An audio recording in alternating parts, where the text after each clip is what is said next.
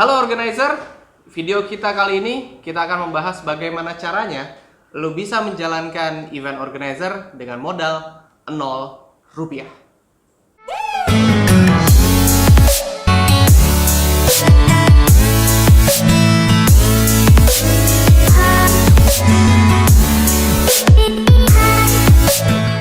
Kembali lagi sama gue Ube dari Mahesa Creative Company. Di channel ini kita akan membahas segala yang berkaitan dengan event organizer dan segala warna-warninya, karena event organizer itu seru.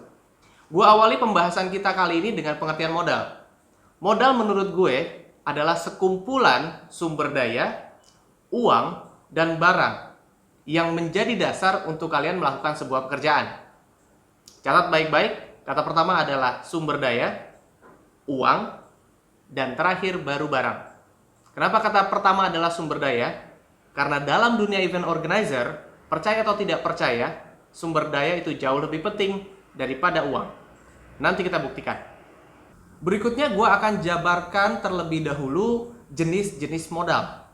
Yang pertama adalah modal non-finansial atau yang tadi disebut dengan modal sumber daya.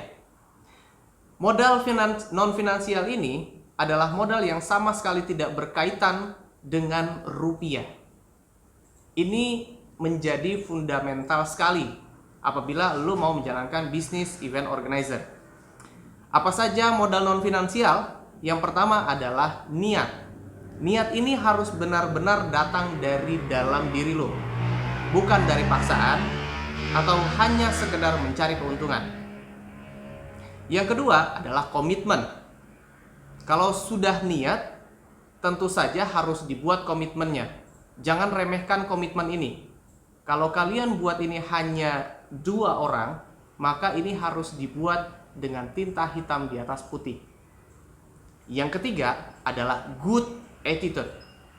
Good attitude adalah aplikasi dari niat dan komitmen yang baik tadi. Jadi kalau seandainya good attitude ini tidak seirama, maka modal ini sudah tidak berfungsi. Nah, sekarang attitude apa saja yang lo harus milikin? Yang pertama adalah tanggung jawab. Kalau kalian sudah punya rasa tanggung jawab yang tinggi, maka perkataan, perbuatan, ataupun tindakan kalian dalam menjalankan bisnis event organizer akan bertanggung jawab. Ini penting. Yang kedua adalah learner atau pembelajar. Dalam dunia event organizer itu sangat-sangat dinamis. Pergerakannya sangat cepat. Maka kalian tidak boleh berhenti belajar. Kalau kalian belum bisa, kalian harus belajar bisa. Kalau belum tahu, maka harus cari tahu. Kalau seandainya lu sudah paham, maka lu harus tahu dan belajar bagaimana cara menambah nilai sesuatu yang lu tahu tadi. So, never stop learning. Yang ketiga adalah skill komunikasi. Menurut gue, dalam dunia usaha, it's all about communication. Semua soal komunikasi. Terlebih dari dunia event organizer. Kalian harus tahu bagaimana caranya berkomunikasi, baik dengan investor, baik dengan klien, ataupun dengan kru, pihak kepolisian untuk meminta perizinan mungkin. Ini sangat-sangat membutuhkan skill komunikasi yang baik. Maka skill ini juga sangat dibutuhkan sebagai modal. Yang terakhir adalah kreatif. Tentu saja kalian bekerja di bidang event organizer. Konsep yang sangat kreatif itu sebagai dasar acuan bagi klien ataupun event yang akan kalian laksanakan nanti. Jadi kalian juga harus tetap kreatif. Jenis modal yang kedua adalah modal finansial. Tentu saja yang dimaksud modal finansial adalah modal yang berkaitan dengan nominal, dengan rupiah, dengan angka gitu ya. Nah, ini juga gue bagi ke dalam 2 jenis. Yang pertama adalah modal operasional dan modal project. Untuk modal operasional, ini adalah modal yang lu harus punya untuk mencapai atau mendapatkan event. Ini seperti yang berkaitan dengan transportasi, pulsa, internet, meals meeting, dan lain sebagainya. Nah, yang kedua adalah modal project. Modal project adalah modal dasar atau nominal dasar untuk kalian menjalankan event. Nah, ini yang akan kita bahas. Bagaimana caranya kalian bisa menjalankan event dengan modal project 0 rupiah. Kalian harus tahu bagaimana cara mengelola keuangan dalam event project. Yang pertama ada dana awal. Dana awal biasanya ini buat pembayaran DP. DP vendor produksi, DP vendor barang-barang sewaan, DP talent, ataupun untuk pembelanjaan.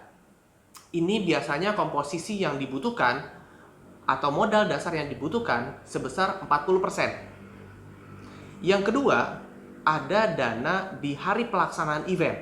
Biasanya ini untuk melunasi talent atau untuk operasional dari event tersebut.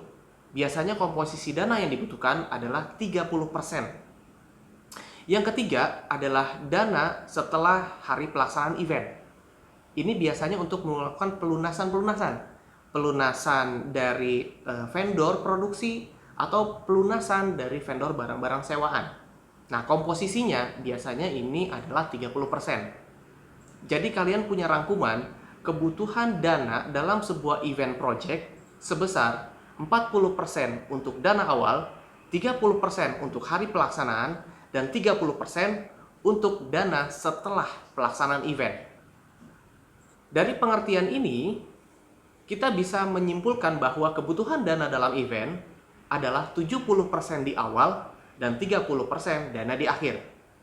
Dalam kondisi ini, kita bisa memanfaatkan untuk bagaimana caranya kita bisa menjalankan event ini dengan modal 0 rupiah. Cara yang pertama, agar kalian bisa menjalankan event dengan modal 0 rupiah, untuk dana awal dan dana pelaksanaan hari event, kalian bisa minta oleh klien apabila eventnya corporate dari DP klien.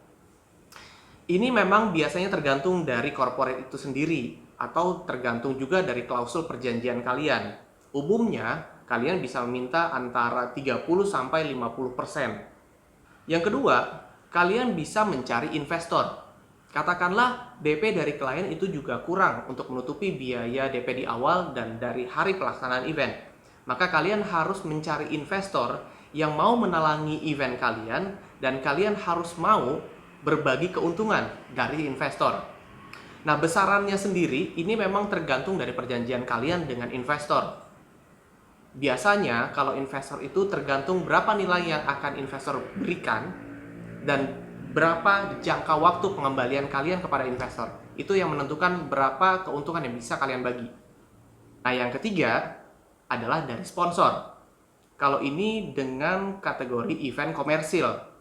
Kalau event komersil, kalian bisa cari sponsor sebanyak-banyaknya.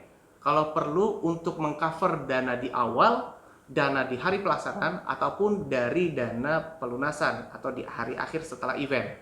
Kalau sponsor, ini juga memang biasanya ada yang bisa memberikan sejumlah nominal uang ataupun barang. Ini tetap kalian bisa manfaatkan. Itu cara yang pertama. Oke, dana di awal dan hari pelaksanaan sudah aman. Kalian tidak perlu mengeluarkan modal. Langkah yang berikutnya, agar dana setelah pelaksanaan event kalian juga tidak mengeluarkan modal, adalah menunggu pembayaran dari klien. Ini biasanya untuk pembayaran pelunasan dari vendor produksi ataupun vendor barang-barang sewaan seperti sound system, lighting, LED, rigging, dan lain-lain. Gue kasih pengertian. Pada dasarnya, item-item vendor yang tadi gue sebutkan, mereka sangat fleksibel untuk memberikan jangka waktu pembayaran kepada para event organizer. Itu yang pertama. Yang kedua, semuanya tergantung dari kesepakatan di awal. Di awal pekerjaan, kalian harus bisa menyampaikan berapa DP yang kalian akan bayar, kapan DP yang akan dibayar, dan kapan pelunasan yang mampu kalian bayar. Itu benar-benar harus dinegosiasikan di awal. Yang ketiga, tentu saja negosiasi ini tidaklah mudah. Apalagi kalau seandainya untuk event organizer dengan vendor-vendor yang baru. Tapi semuanya tidaklah tidak mungkin. Ini semua bisa dijalankan selama kalian punya attitude yang baik, seperti tanggung jawab tadi. Yang jelas, apapun kondisinya kalian harus selalu komunikasikan kepada vendor. Kesimpulannya, agar kalian bisa menjalankan event dengan modal 0 rupiah, yang pertama langkahnya kalian harus mencari dana talangan dari investor. Yang kedua, kalian bisa melakukan pembayaran kepada para vendor dengan jangka waktu sampai kalian punya uang. Tentu saja, langkah-langkah tadi sangat membutuhkan skill komunikasi yang sangat baik. Baik komunikasi dengan pihak investor ataupun komunikasi dengan pihak vendor. Maka saran gue, latihlah skill komunikasi kalian. Demikian ulasan gue kali ini. Saksikan video gue yang berikutnya. Keep your mind creative. Wassalamualaikum. Bye-bye.